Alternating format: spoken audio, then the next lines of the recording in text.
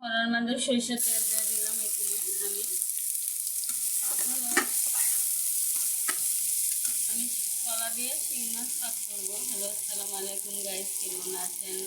আলহামদুলিল্লাহ ভালো আছি। আপনাদের সাথে আপু রান্নাঘর থেকে দেখেন আমি কড়ার মধ্যে সরিষার তেল দিয়ে দিয়েছি। এখানে পেঁয়াজ কুচি দিয়ে দিব।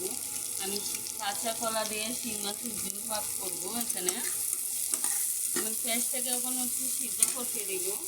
এখানে দেখেন পেঁয়াজটা আমার লাল হয়ে গেছে। এখানে এখন আমি মশলা অ্যাড করে দিব।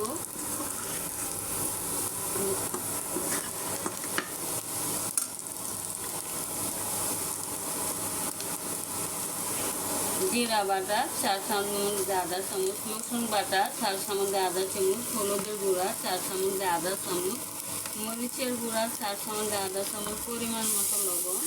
আমি সব মশলা কষায় নিব। এখন আমি মাছে আদা বাটা দিই না, তার জন্য আমরা আদা খাই না। আমি মাছে একটু আদা বাটা দিই।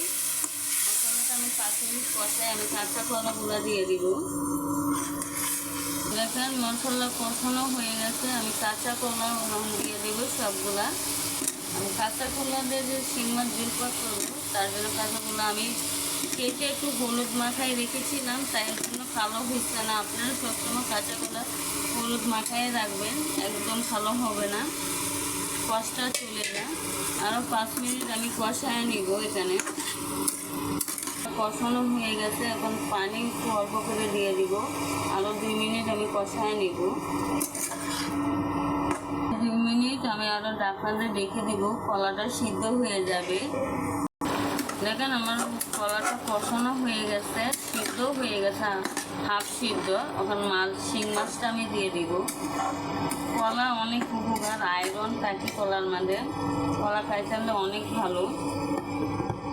আমার হ্যাঁ দিয়ে দেখেন একদম আমার কলা সিদ্ধ হয়ে গেছে। এখন আমি শিং মাছ দিয়ে দিব। আমি হালকা ভেজে রেখেছিলাম। ঢাকা শহরের শ্বাসের মাছ তো, তাই হালকা ভেজে নিই। আমাদের গ্রামে তো টাটকা মাছ পাওয়া যায়, বাজার ছাড়াই খাওয়া যায়। দেখেন এখন আমি পানি দিয়ে দিব।